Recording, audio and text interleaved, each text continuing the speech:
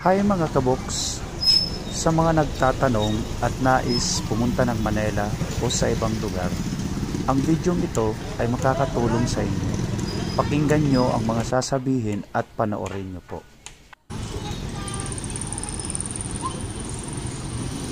Siya nga pala, sa mga di pa nakapag-subscribe sa channel ko, pakiclick po ng subscribe at pati na din ang notification bell para updated kayo lagi sa mga videong uploaded ko. Salamat po! Unang gagawin natin ay pupunta tayo ng ating barangay hall. Kukuha po tayo ng barangay clearance at yun ang gagamitin natin upang tayo ay makapag-travel papuntang Manila o kaya kung saan lugar natin gustong lumuwas. So kanina po ay pumasok tayo ng ating barangay hall upang kumuha ng barangay certification na gagamitin natin para sa ating pagbibiyahe papuntang Manila o kaya kahit saan lugar natin gustong magbiyahe. Siyempre, ang una natin ginawa doon sa loob ng barangay hall, tayo ay nagpakuha ng temperature, tapos nag-alcohol, and then nag-logbook. Pagkatapos naman po, nag-fill out ng forms at ibinigay natin sa data encoder.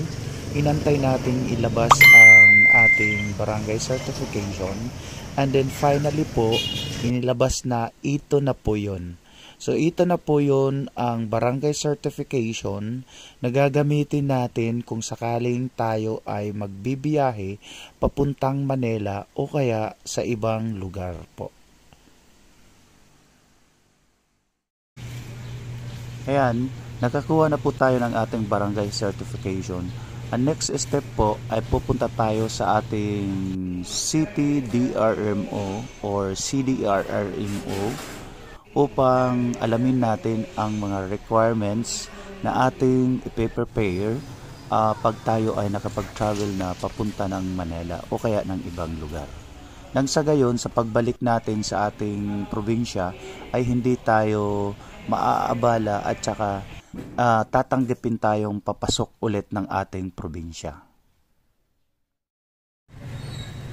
Ayan, hawak ko na po ang list ng mga requirements na kakailanganin natin pagbalik natin papasok ng ating probinsya.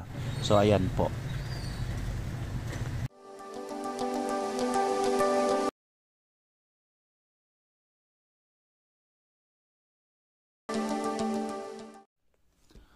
Ang coordination letter po ay isesend po natin sa FB page ng ating CDRRMO upang malaman nila na tayo ay babalik na ng ating probinsya.